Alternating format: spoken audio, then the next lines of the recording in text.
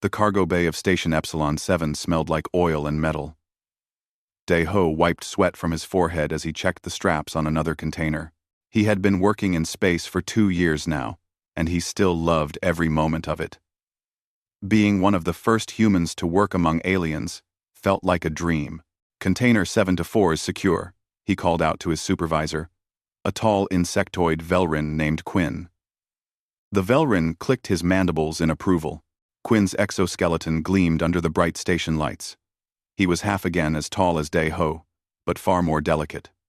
One hard fall could crack that shell and kill him. The loading bay was busy that morning. Workers from 6 different species moved cargo between ships. The Velrins handled the delicate equipment. The massive Draconites lifted the heaviest loads. Humans like Dae-ho did everything in between. They were the newcomers here, still proving themselves to the Galactic Union. Dae-ho grabbed his scanner and moved toward the next container. This one was enormous, a sealed unit holding mining equipment bound for the outer colonies. The crane system overhead hummed as it lifted the 800-kilogram crate. Standard procedure. Nothing unusual. Then the alarm shrieked. Red lights flooded the bay. The crane's magnetic clamps sparked and failed. The massive container lurched sideways, falling fast, right toward a group of 4 Velrin workers who stood below, unaware. Dae-ho did not think. His sister Ji-woo had died saving others during an earthquake back on Earth. She never hesitated. Neither did he. He ran. His legs pumped hard against the metal floor. The Velrins looked up too late, freezing in terror. Their fragile bodies would shatter under that weight. Dae-ho reached them in seconds. He shoved 2 Velrins aside with both arms, sending them sprawling to safety. The shadow of the falling crate covered him. No time to run. No time to escape.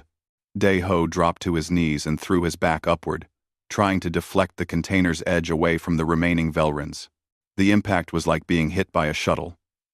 The crate's corner drove into his upper back with crushing force. Something inside him snapped with a sound like breaking wood.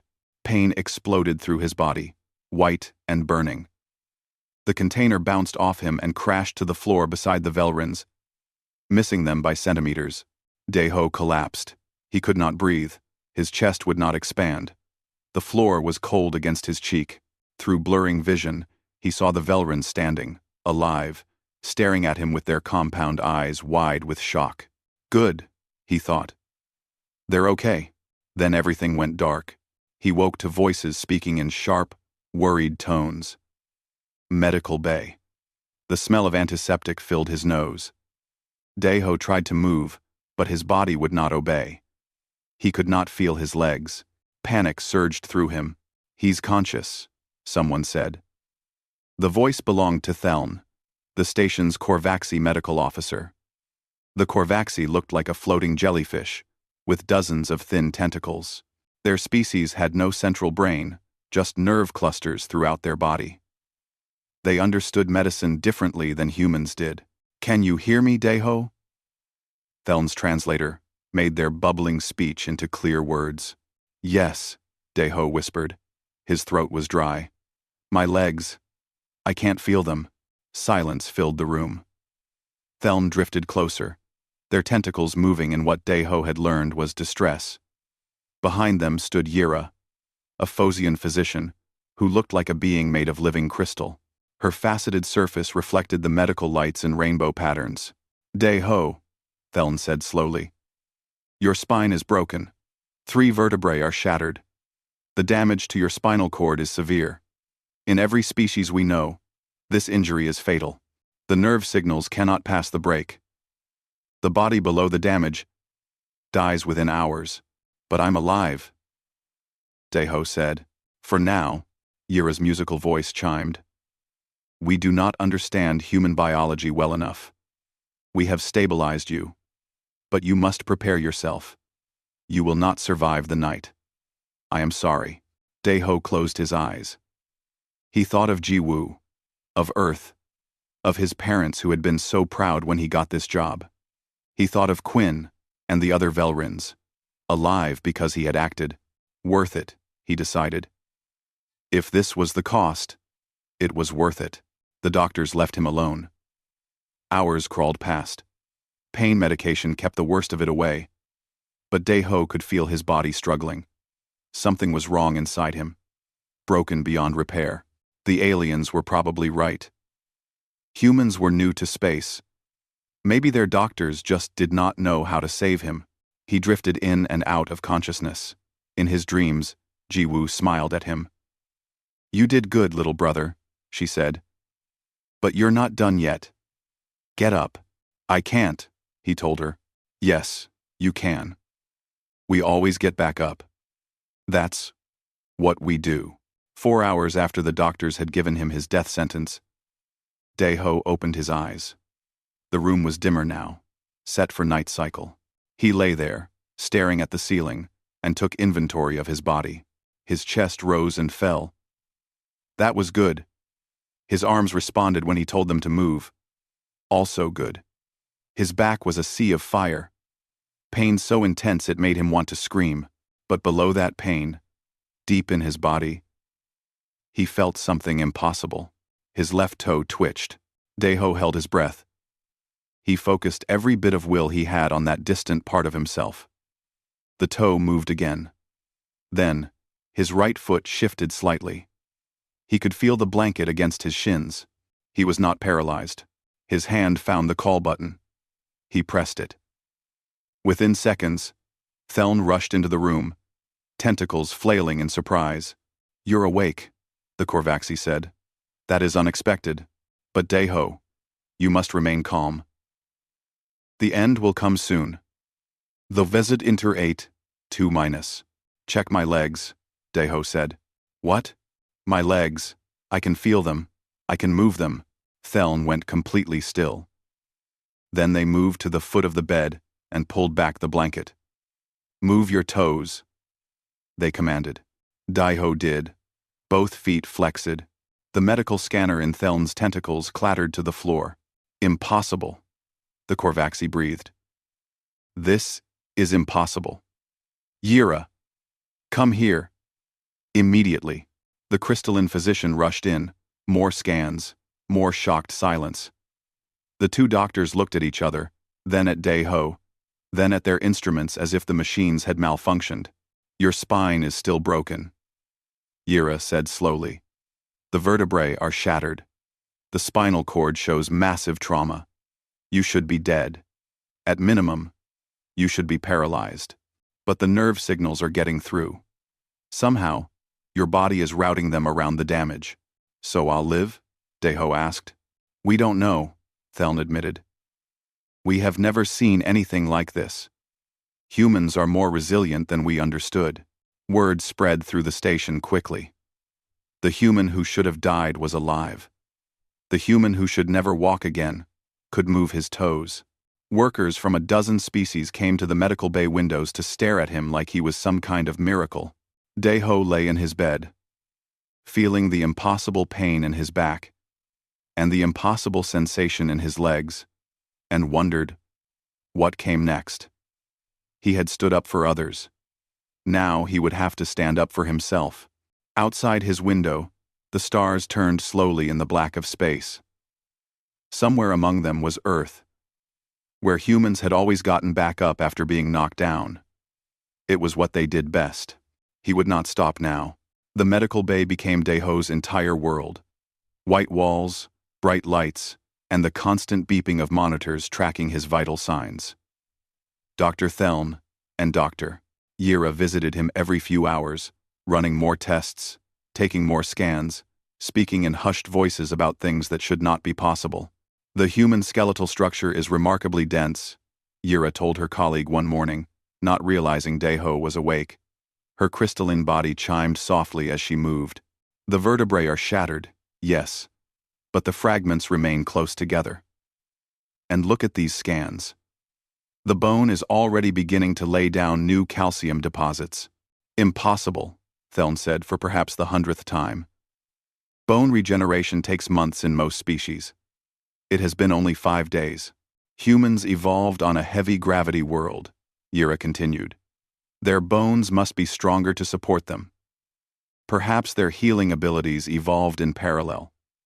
Daeho cleared his throat. Both doctors turned to face him. "How much did you hear?" Theln asked. "Enough to know you're confused," Daeho said. "That makes two of us. Can you explain what's happening to me in simple terms?"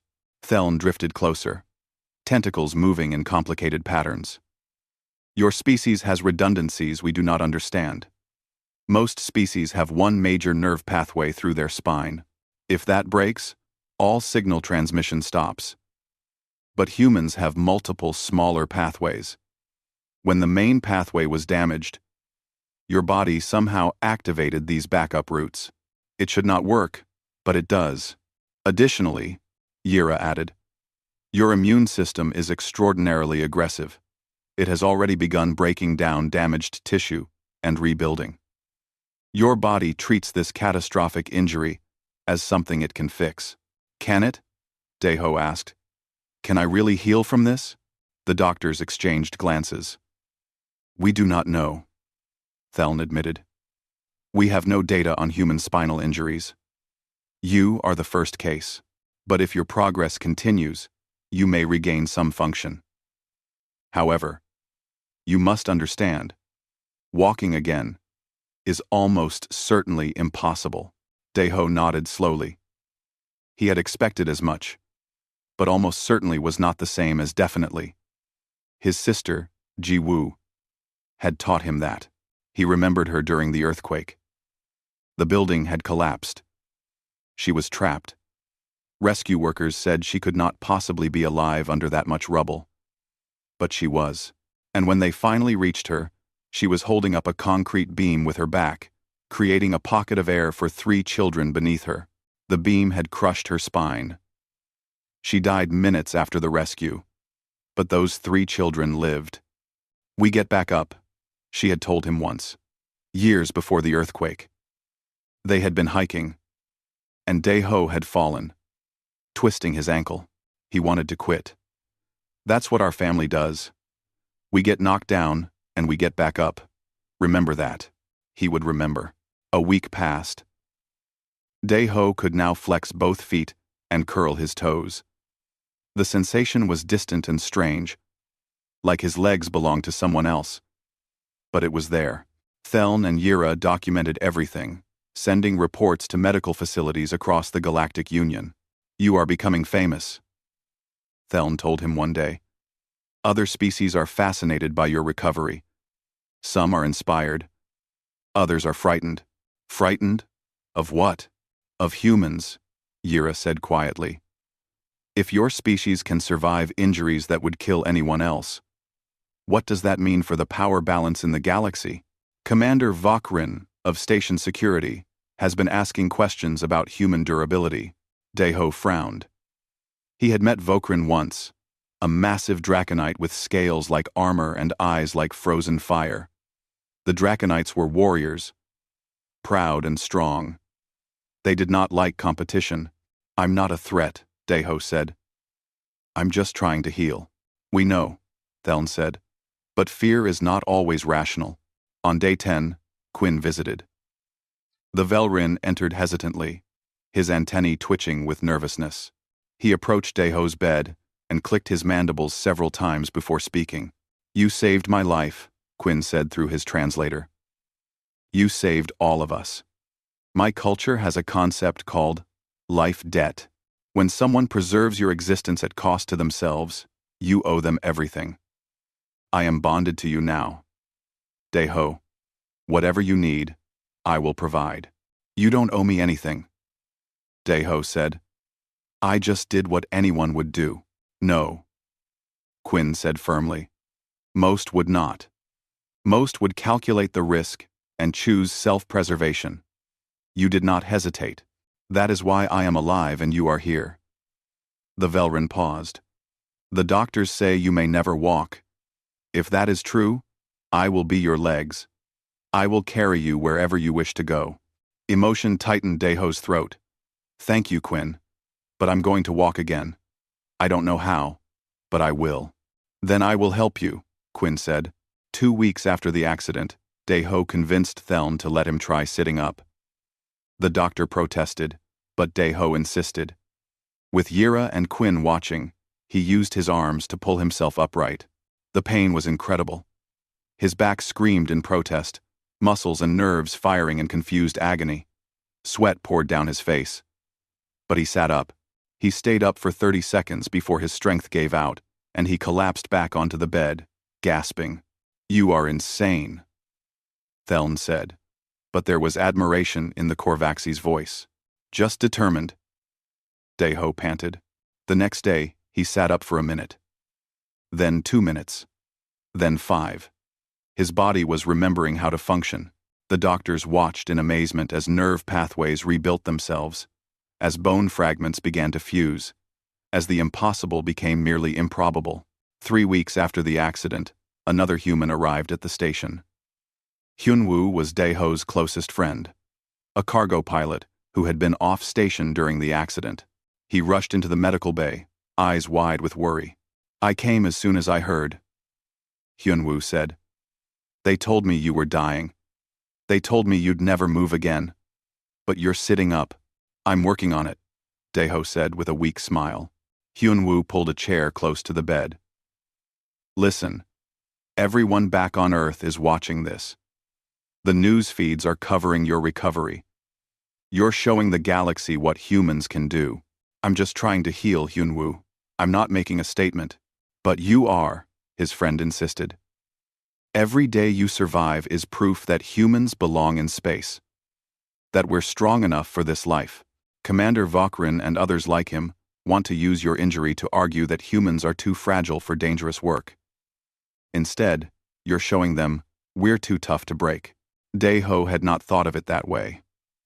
He was just focusing on the next small goal, the next tiny improvement.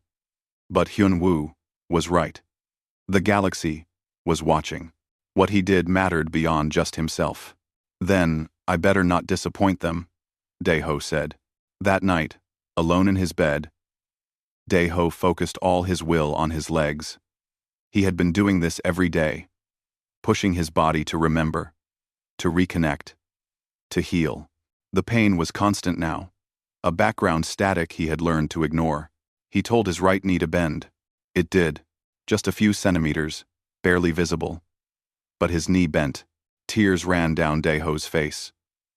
Not from pain, but from hope. He was going to walk again. The doctors said it was impossible. Biology said it was impossible. But humans had been doing impossible things since they first stood upright on the African plains millions of years ago. 3 days later, Theln ran new scans. The Korvaxi stared at the results for a long time before speaking. "The bone is fusing," they said quietly. "New neural pathways have formed around the damaged areas. Your muscles are maintaining their mass despite limited use. Daeho, this should not be happening, but it is. At this rate, you may actually regain the ability to stand." "May?" Daeho asked. "Nothing is certain. The damage is still severe, but your body is repairing itself in ways we have never documented. You are rewriting our understanding of biology." "I many signed. These are Mani signed. I'm Nevades. I'm Nevades. I'm Nevades. I'm Nevades." Outside the medical bay window, workers passed by. Some waved to Daeho. Others stared. A few Draconites glared with what looked like anger or fear. Daeho waved back to the friendly ones and ignored the rest. He had work to do. His body was fighting to heal itself. The least he could do was help it along.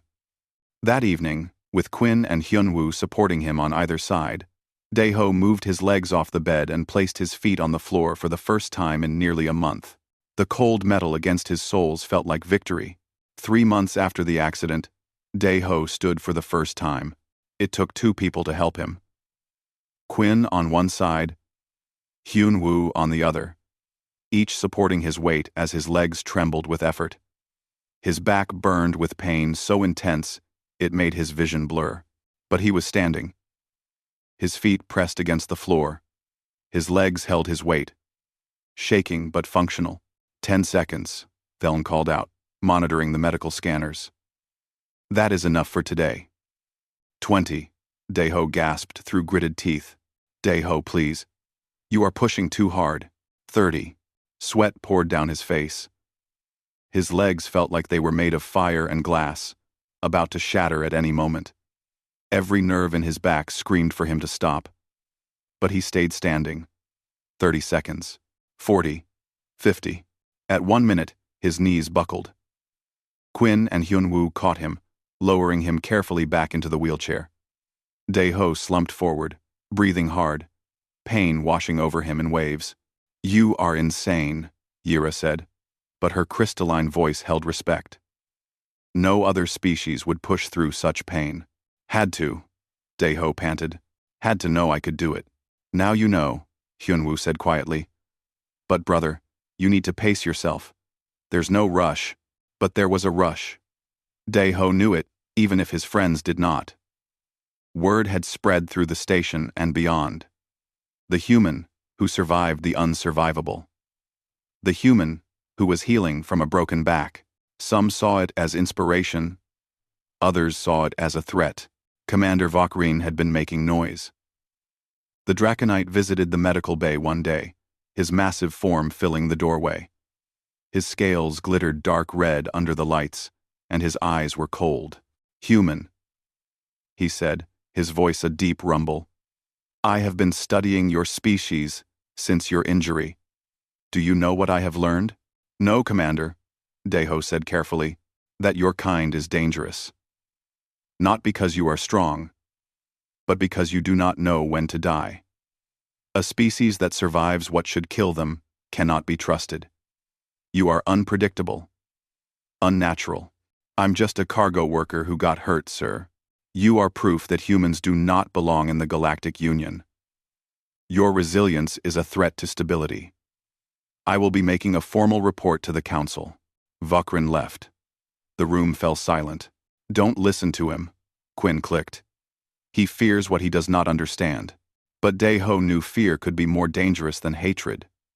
Fear made people do irrational things. The physical therapy continued. Every day, Dae-ho pushed himself further. Standing became easier, though never painless. He graduated from the wheelchair to a walker, then to crutches. Each step was agony. Each step was victory. Theln and Yira published their research on human healing.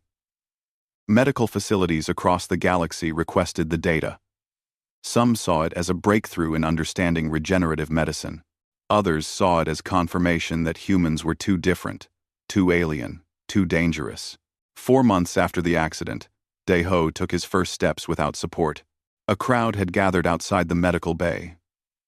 Word had spread that today was the day. Workers from every species on the station pressed against the windows, watching. Dae-ho stood in the center of the room, Theln and Yira nearby with medical equipment ready, Quinn and Hyunwoo standing back to give him space. You do not have to do this publicly, Theln said. The pressure is unnecessary. No, Dae-ho said. They need to see. All of them. The ones who are cheering for me and the ones who are afraid. They need to see what humans are. He took a breath. The pain in his back was a constant companion now, something he had learned to push to the back of his mind, but never ignore completely. His legs felt weak, uncertain, but they were his legs. They worked. Dae-ho took a step forward. His right foot moved, lifting off the ground, swinging forward, setting down. His weight shifted. His left foot followed. 1 step, then another, then another. The watching crowd erupted. Some cheered. Some made sounds of amazement in languages Dae-ho did not understand. Some backed away from the windows, as if he were something to fear. He took 5 steps before his legs gave out. Quinn rushed forward, catching him before he fell. I did it, Dae-ho whispered. You did, Quinn agreed. You magnificent, stubborn human. You did. The video of those 5 steps went viral across the Galactic Union. Within hours, it had been seen by billions of beings on hundreds of worlds. The reactions were mixed. On Earth, humans celebrated. Their representative in the galaxy had proven they belonged. They were tough enough for space, strong enough to stand with any species. On the Draconite homeworld, military councils met in worried sessions. If humans could survive such injuries, how could they be fought if war ever came? On peaceful worlds like the Phosian Crystal Gardens, philosophers debated what this meant for understanding the nature of consciousness and will. And on Station Epsilon 7, Commander Vokrin watched the video with cold eyes and began making plans. 2 weeks later, Deho was walking on his own with only a cane for support. His back would never be the same. The pain would never fully go away. But he could walk. He could stand. He could work. "I want to return to duty," he told Station Administrator Chen one morning. Chen, a human woman who managed the civilian side of the station, shook her head. "Deho, you're not ready. Light duty at most. And even that is risky. I'm ready. I need to be useful again." "You've been useful. You've given humanity credibility in the galaxy. But you're also a symbol now. Commander Vokrin has been pushing for new regulations on human workers. He's using your injury as evidence that humans take unnecessary risks." "And my recovery?" Deho asked. "He says, it proves humans are unpredictable and dangerous." Chen sighed. "Politics is complicated. Just focus on healing for now." Chen sighed. Chen sighed. Chen sighed. Politics is complicated, but the politics would not wait. 3 days later, Commander Vokrin submitted a formal proposal to the Galactic Council. Humans would have to undergo durability assessment trials to determine if they were safe for integration into Union space. The proposal painted humans as reckless risk-takers whose unusual resilience made them a hazard to other species. Earth's Ambassador Song Min was furious. He sent messages to every council member, arguing that the proposal was discriminatory. But the council was nervous. Humans were new, unknown, and now they had evidence that humans survived what killed everyone else. The debate raged for weeks. Meanwhile, Deho continued his recovery. He could now walk without the cane for short distances. His balance had returned. His strength was building. Hyunwoo visited him one evening with news. "The council is going to vote on Vokrin's proposal next month. Ambassador Song Min is trying to block it, but he doesn't have the votes. If it passes, humans might be restricted from Union space until we complete the trials." "What kind of trials?" Deho asked. "Unknown. But knowing Vokrin, they won't be easy. They'll be designed to break us." Deho was quiet for a long moment. Then he said, "I'll volunteer." "What?" "No, Deho, you just recovered from a broken back. If I don't, they'll pick someone else. Someone who hasn't already proven they can survive. I've been through the worst already. Let me do this. This is insane." "Maybe," Deho agreed. "But someone has to stand up. Might as well be the human who already knows how." He sent a message to Ambassador Song Min that night, offering to be Earth's volunteer for the assessment trials. The ambassador tried to talk him out of it. The ambassador, so did Thelm, Yira, Quinn, and everyone else who cared about him. But Deho had made his choice. His sister had given her life for others. He would give his strength. Whatever the trials held, he would face them. Not because he was special, but because he was human. And humans always got back up. The council accepted his volunteer application 3 days later. The trials would begin in 1 month. Commander Vokrin would personally oversee them. Deho spent that month preparing, building his strength, pushing his body to remember everything it once knew. His back ached constantly. His legs sometimes failed him. But he kept working, kept pushing, kept standing. On the night before the trials began, Quinn came to visit. "You do not have to do this," the Velrin said. "I owe you my life. Let me take your place." "This isn't about debt," Deho said. "It's about showing them who we are. All of humanity is watching, Quinn. I have to do this right." "Then I will watch," Quinn said. "And if you fall, I will help you stand again." "That is what life debt means," Deho smiled. "Thank you, my friend." The trials would begin tomorrow. Whatever came, he would face it standing. The assessment arena was built in the center of Station Epsilon 7, a massive room with transparent walls, so the entire galaxy could watch. Cameras from 100 worlds pointed at the space where Daeho would prove whether humans belonged among the stars. Commander Vokrin stood at the control panel, his red scales gleaming. Beside him sat representatives from the Galactic Council, beings of various species who would judge the trials. Ambassador Song-min sat in the observation deck, his face tight with worry. Theln and Yira monitored medical equipment, ready to intervene if things went too far. Quinn and Hyun-woo stood with a crowd of station workers, all watching. Daeho entered the arena wearing simple clothes. His back brace was visible beneath his shirt, a reminder of how recently he had been unable to walk. He moved carefully, each step measured, but he moved on his own. Human Daeho. Vokrin's voice boomed through speakers. You have volunteered to undergo durability assessment on behalf of your species. The trials will test your physical and mental resilience. They will be difficult. You may withdraw at any time by saying the word, surrender. Do you understand? I understand, Daeho said clearly. Then let us begin. The first trial was extreme heat. Vents in the floor began pumping hot air into the sealed arena. The temperature climbed rapidly. 30 degrees, 40, 50. Daeho's shirt quickly soaked with sweat. The heat pressed against him like a physical weight.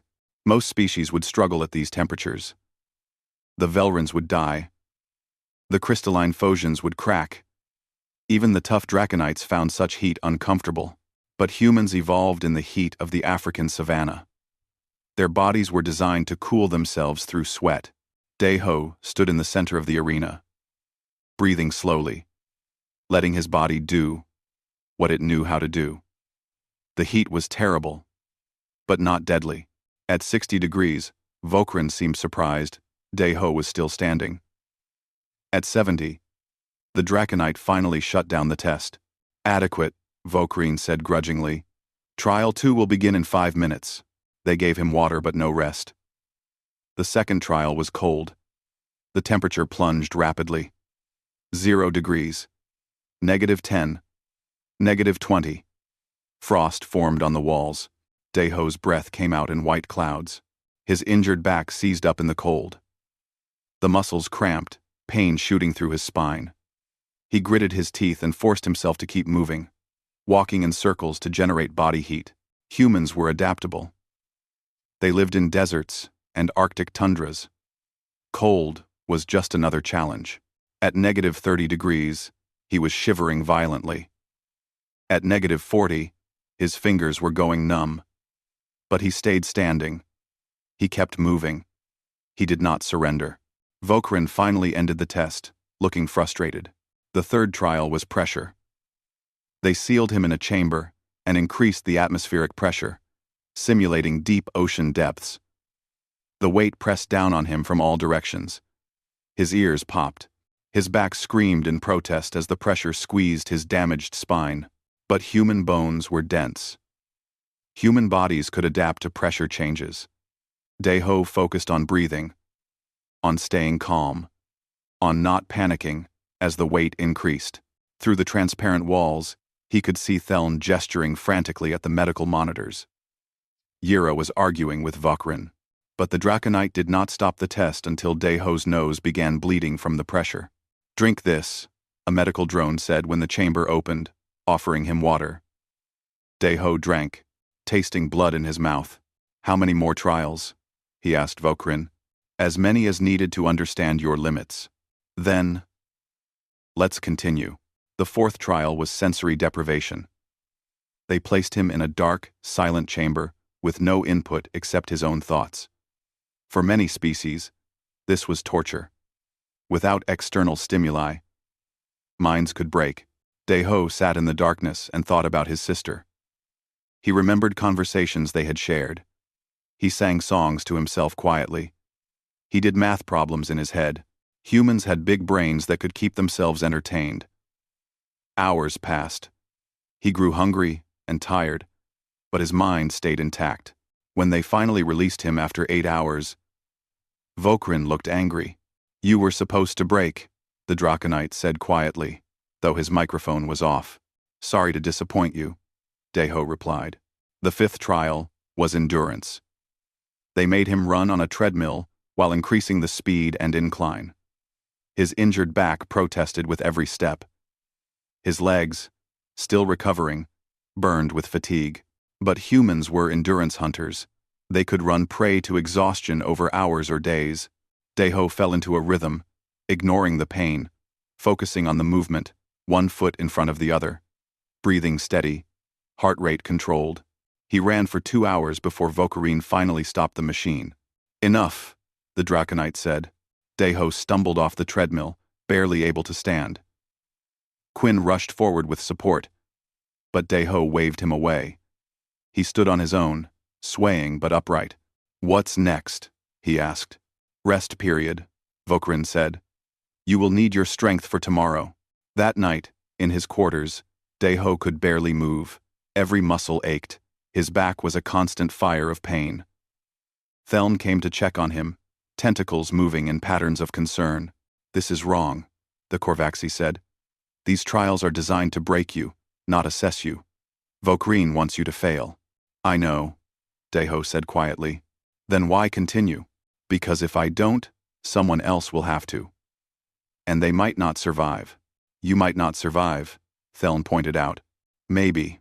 But I have to try. The next day brought psychological trials. They showed him images designed to trigger fear, disgust, horror. They played sounds meant to drive him to panic. They isolated him with false messages saying Earth had been destroyed, his family was dead, humanity had been expelled from the Union. Deho knew they were lies. He had to trust that. He sat through the psychological torture, reminding himself that humans had survived worse. War, plague, natural disasters. False images on a screen could not break a species that had already been through hell. But it was hard. So hard. Then came the pain tolerance test. They strapped him into a chair and explained the procedure. Controlled electric shocks, increasing in intensity, to measure how much pain he could endure before surrendering. Deho looked at the device with cold understanding. This was what Vokarine had been building toward. This was designed to break him in front of the entire galaxy. I'm ready, he said. The shocks started small, uncomfortable but manageable. They increased, gradually. Pain jolted through his body. His muscles spasmed. The damage to his back made everything worse. The electricity hitting his injured nerves like lightning strikes. He gritted his teeth and endured. The pain increased. Tears ran down his face. He bit his lip hard enough to draw blood. Through the observation windows, he could see the crowd. Some were cheering. Some were covering their eyes. Hyunwoo looked sick. Quinn's antennae drooped with distress. The pain climbed higher. Deho's vision went white. His body convulsed against the restraints. Every nerve was screaming. In his mind, he saw Jiwoo. She had endured a collapsed building, had held up concrete with her broken back to save children she did not know. She never surrendered. Neither would he. The electricity peaked. Deho screamed. He could not help it. But the scream was not the word surrender. It was just pain leaving his body. Vokarine watched the medical monitors. He saw Deho's heart rate spike dangerously high. He saw the human's brain activity scatter from the pain. But he did not hear surrender. The Draconite increased the intensity one more level. Deho's back, already damaged, could not take it. Something in his spine gave way. The pain became absolute. His vision went dark. His body went limp. Stop! Theln shrieked. You are killing him. Vokarine shut down the device. Medical teams rushed forward. Deho was unconscious but alive. Barely. He failed, Vokarine announced to the council. The human collapsed before completing the trial. He never surrendered, Ambassador Songmin said coldly. He passed out from pain you inflicted. That is not failure. That is torture. The crowd outside erupted in arguments. Some species called the trials unfair. Others said Daeho had proven human resilience. The council members argued among themselves. In the medical bay, Daeho drifted in darkness. He could feel his body trying to shut down. His back was damaged again, possibly worse than before. He had nothing left. But in the darkness, he heard his sister's voice, one more time. "Get up, little brother. They need you to get up." "I can't," he whispered. "You have everything. You have will. Now, use it." Daeho opened his eyes to chaos. The medical bay was full of people. Theln and Yira worked frantically over him. Hyun-woo stood nearby, face pale. Through the windows, he could see crowds of aliens arguing, some looking ready to fight. "He's conscious," Yira kimid, her crystalline body flickering with relief. "Do not move," Theln commanded. "Your back is badly damaged again.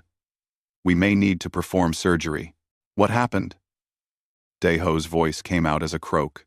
"You passed out from the pain," Hyun-woo said. Vokrin declared the trials a failure. He says humans cannot be trusted in the Union.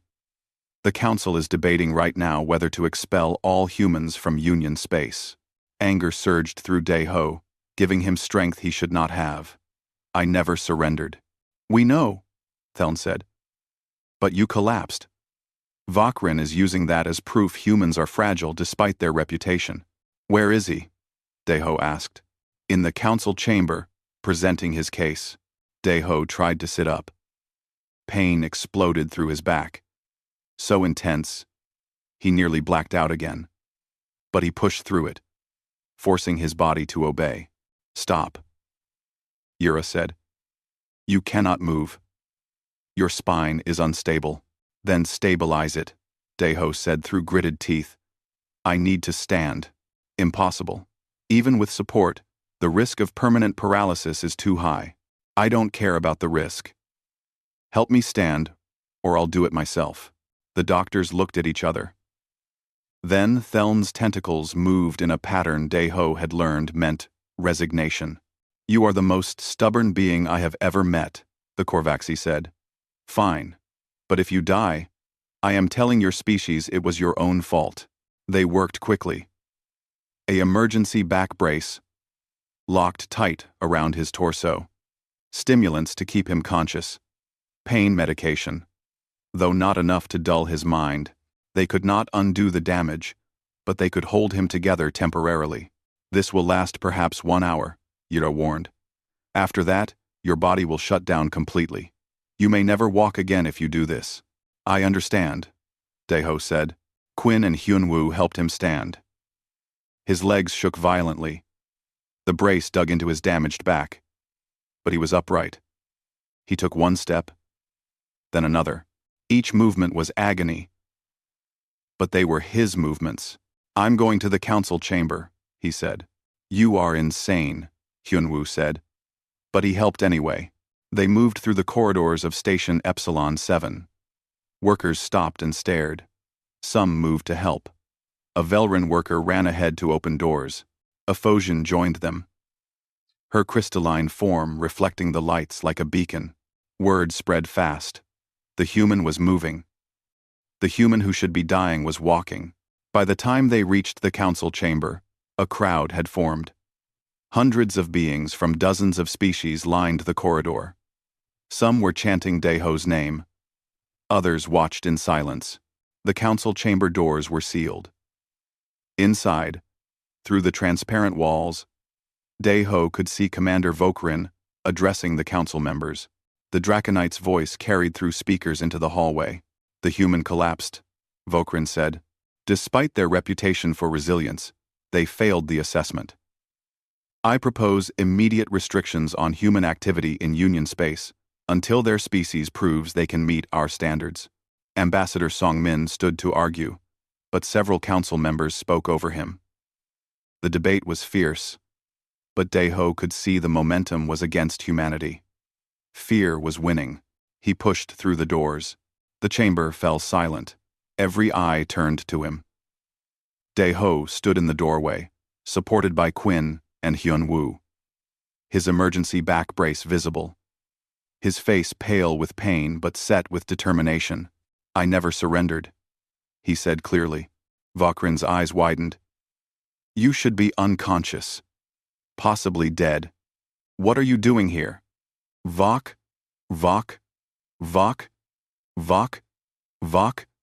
"Standing," Daeho said. He nodded to his friends, and they stepped back, letting him stand alone. He swayed, nearly fell, but caught himself. His legs trembled. His back felt like it was held together, with nothing but will and spite. But he stood. "You collapsed during the trial," Vokrin said. "That is failure." "I passed out from pain you inflicted," Daeho said. "I never said surrender. My body gave out. But my will did not. And now I'm standing again. Because that's what humans do. We get knocked down. And we get back up." He took a step forward. Pain shot through him like electricity. Another step. He focused on Vokrin, on moving forward. "You designed those trials to break me," Daeho continued. "To prove humans are too fragile, too dangerous, too different. But you're afraid for the wrong reasons. Yes, we're resilient. Yes, we survive what kills other species." Another step. Sweat poured down his face. His vision blurred. "What makes us dangerous is that we don't endure suffering for ourselves. We do it for others." My sister Jiwoo held up a collapsed building with her broken back to save children she didn't know. I took that cargo to protect Quinn and his workers. I'm standing here now, not for myself, but for every human who wants to be part of the galaxy. He reached the center of the chamber. His legs were giving out, but he kept his eyes on the council. "You think our resilience makes us weapons. You're wrong. It makes us shields. We stand between danger and the people we care about. We take the hits so others don't have to. That's what humans are." His voice grew stronger, even as his body weakened. "You want to know if we can meet your standards? We already exceed them. We don't just survive in space. We thrive. We don't just work alongside aliens. We save them. We don't just endure pain. We use it to become stronger." Daeho's legs buckled. He started to fall. Before he hit the ground, Quinn was there, catching him. And not just Quinn. A Velrin worker he had never met supported his other side. A Phosian medical technician steadied his back. A Draconite security guard, tears in his reptilian eyes, helped hold him upright. "You see," Daeho said quietly, "we don't stand alone. We stand together." Dr. Theln drifted forward. "Council members, I have been studying Daeho's recovery for months. I have learned something important. Human resilience is not unique. Every species here has incredible survival adaptations." Yira chimed in agreement. "The Velrin can regenerate lost limbs. The Phosians can rebuild from fragments. The Draconites can survive in vacuum for short periods. The Korvaxi can distribute consciousness across multiple bodies. Every species is resilient in different ways. But humans," Theln continued, "are willing to push their resilience to protect others. That is not biology. That is choice. That is character." The council chamber erupted in debate. Some members argued. Others seemed thoughtful. Daeho watched, barely conscious, held up by beings from half a dozen species. One council member, an ancient being called Morin, from a species Daeho did not recognize, finally spoke. Their voice was like wind through crystals. "I have lived for 600 years. I have seen many species join the Union. Each time, there is fear. Fear of the different. Fear of the unknown. But the Galactic Union was built on the principle that our differences make us stronger, not weaker." Morin looked at Daeho. This human has shown not just resilience, but courage. He stood for his people when he could barely stand at all. The question is not whether humans meet our standards. The question is whether we meet theirs. The vote was called. One by one, Council members voiced their decisions. Some voted to restrict humans, but more voted to reject Vakran's proposal. The motion failed. Humans would remain full members of the Galactic Union. Vakran looked stunned. Then, slowly, the Draconite bowed his head. "I was wrong," he said quietly. "I allowed fear to guide me. Daeho, you have shown more honor than I have. I apologize." Daeho nodded, too tired to speak. They carried him back to the medical bay. This time, the surgery could not wait. Theln and Yira worked for hours, repairing what they could, stabilizing what they could not. The prognosis was uncertain. 3 days later, Daeho woke up. Hyunwoo sat beside his bed. "You did it," his friend said. "Humans are staying in the Union. And more than that, other species are studying human resilience not as a threat, but as inspiration." "How's my back?" Daeho asked. "Bad. You'll never be the same. The pain will be permanent. You'll need the cane for the rest of your life." Daeho absorbed this. He had known it was possible. He had chosen to stand anyway. "Worth it," he said. Months passed. Daeho returned to light duty as a liaison officer, teaching other species about human culture. He walked with a cane, moved carefully, and felt pain with every step. But he walked. 1 year after the accident, he requested leave to return to Earth. He stood at his sister's memorial, a quiet garden where her name was carved among other rescue workers who had given their lives. He placed his cane against the memorial wall. He had learned to walk without it for short distances, though it hurt. He touched Jiwoo's name, gently. "I stood for both of us, sis," he whispered. "Just like you taught me. We get knocked down, but we get back up. Always." In the sky above, a shuttle passed overhead, carrying humans and aliens working together. A Velran transport ship landed at the nearby spaceport. In orbit, the space station where Daeho had nearly died now hosted workers from 30 different species, all learning that their differences made them stronger. Humanity had proven itself not through strength, but through resilience. Not through violence, but through sacrifice. Not through standing above others, but through standing beside them. Daeho picked up his cane and walked slowly through the garden. Each step hurt. Each step mattered. He was human, and humans always stood back up. Behind him, the memorial gleamed in the sunlight. Above him, the stars waited, and ahead of him, the future stretched out like a path he would walk, one painful step at a time. Surrounded by friends from 100 worlds, he smiled. The galaxy had learned what humans were made of. Now, it was time to show them what humans could build.